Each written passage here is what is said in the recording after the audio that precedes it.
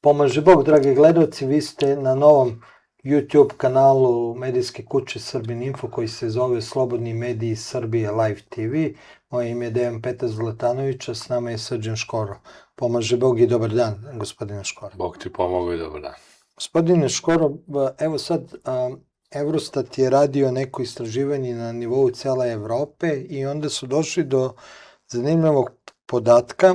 To je bilo ozbiljno istraživanje, trajalo je malo duži vremenski period i na osnovu toga kakav je životni standard, odnosno kupovna moć stanovnika Evrope, od nas su samo, od Srbije su samo gori Makedonija, Bosna i Hercegovina i Albanija.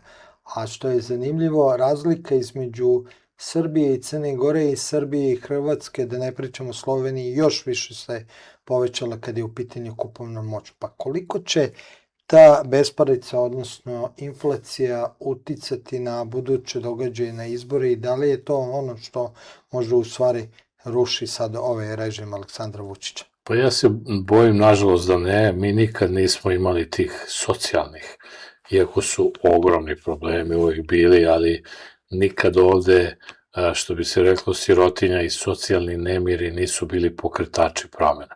To su uvijek radili neki ljudi koji su mnogo bolje stajali, pa su videli da bi i oni mogli biti ubrojani u te grupacije, pa da ne bi toliko potonuli.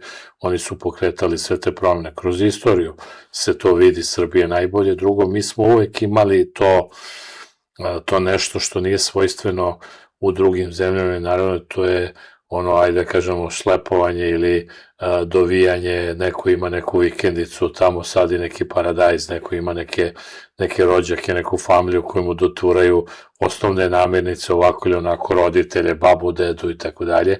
Neko ima neke ljude koji su u dijaspori, koji rade, koji pošalju uvek neke pare kad nešto zafali, neki 100 evra, 200, 300 za neku kupovinu i to je taj sistem krpljenja za neko najosnovnije preživljavanje ogromnog dela stanovništva. Rade ljudi nešto privatno, popravljaju, onaj ko se razume, automehaničar, ako radi u svom servisu, onda popravi komšijama okolo po parkingu kola i držnere, pa nešto dobije, što se nigde, da kažemo, ni u istraživanju ne pojavljuje, a što pomaže da ta tragična situacija koja je užasna sama po sebi ne bude takva u realnosti. To pomaže vlastima da manipulišu i da rade šta hoće, jer je suština da ti socijalni, da bi to kad bi bilo kao na zemljama zapada, ti si mrtav čovek praktično, jer nemaš više mogućnosti da funkcionišeš, nemaš od čega da plaćaš račune, nemaš bilo šta ono,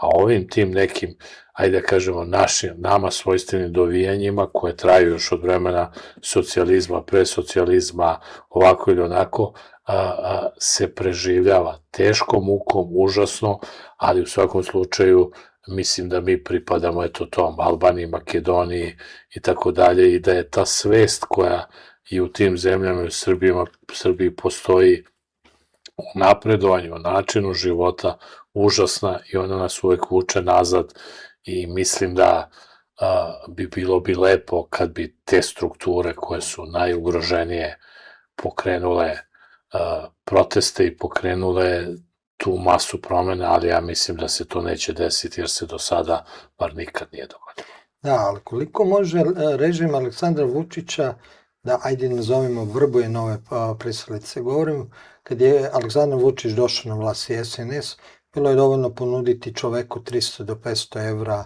ili nekome, ajde, kombinaciju, rečeno do 50-100 hiljada evra, pa da bude zadovoljan da sredi svoje neke ekonomske probleme. A sad ni plata od 1000 evra ne može da pokrpi, bojim se neki bili zadovoljni sa 1.000.000 evra da im da kombinaciju. Tako je, koliko su alavi. Pa teško, dobro, to su te otežavajuće okolnosti, zato što on stvorio društvo alavih, on je stvorio društvo poslušnika, on je stvorio društvo izvršilaca.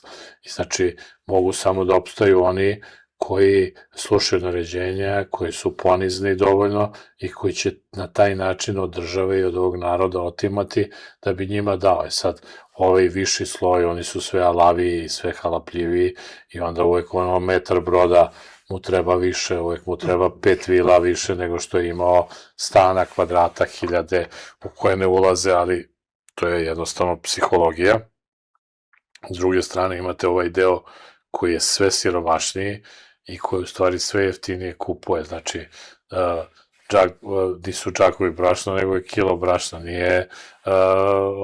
nisu više sendviči, sad ih kupuje preko nekog pečenja, roštilja, ovako ili onako, oni to ljudi nose, pogledajte sve scene kad iza neko snima, a to mi ne vidimo, da mi stvarno to sagledamo, da se to snima pravim kamerama, da bi vidio koliko ljudi to sve što tamo dobije nosi kući, da bi prehranio. To je tuga.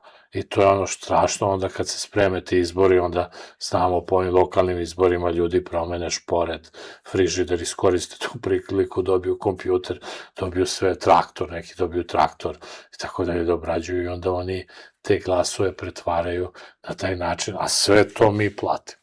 Da, ali odakle režimu te pare osim zaduživanja? Da li je droga toliko ušle i taj kriminal u naše živote da mi više ne možemo ni da funkcionišemo kao privreda? Pa svakako da je to iz sive zone, to sigurno nije iz sredstava, znate, ono kada Vučić kaže pronašli smo pare u budžetu, to je jasno kako možeš da pronađeš pare u budžetu kad ih nema, ili kad su namenski potrošene za nešto, jer kao pojavilo se, tako su ono pričali, sveći on i Ana Brnabić su pronašli zlato, pa kao jednom se zlato, neko pa gde ste vi pronašli, kako crno zlato. Mislim, hoću da kažem, to su sve te njihove i onda se tu pojave te varijante koje idu, nema nikakve sumnje da smo mi teritorija preko koje ide tranzit droge i tako dalje. I sad je druga stvar koliko oni toga zadržavaju za sebe, koliko je ono namenjeno, ajde da kažemo, normalno da se uzima za protok, a koliko oni zadržavaju i guraju svoje robe preko toga, a s obzirom po zaplenama gde vidimo i po padanju, ko pade tamo nema nikoga, nema nijedne zaplena da nema nekog našeg čoveka. Da li je Ekvador u pitanju, da li je Argentina, da li je Urugvaj, da li je bilo što, znači svuda su neki naši ljudi upleteni, a to dovoljno govori o kombinacijama. Da, zanimljivo da je sve više se pronalazi droga sa srpskom zastavom, kao da smo postali brend za tu robu, ako ima naša zastava. Pa možda je u toku nekog, mi nismo bili na ovom fudbalskom prvenstvu, a možda je to neko prvenstvo ko više droge dovuče i prebaci u Evropu, pa onda po zastavom se to razvrstava da ne bi bilo greške, da slučajno ne bi otišlo na neke tuđe adrese, ovako se bar zna čija je. Hvala vam, gospodine. Hvala tebi.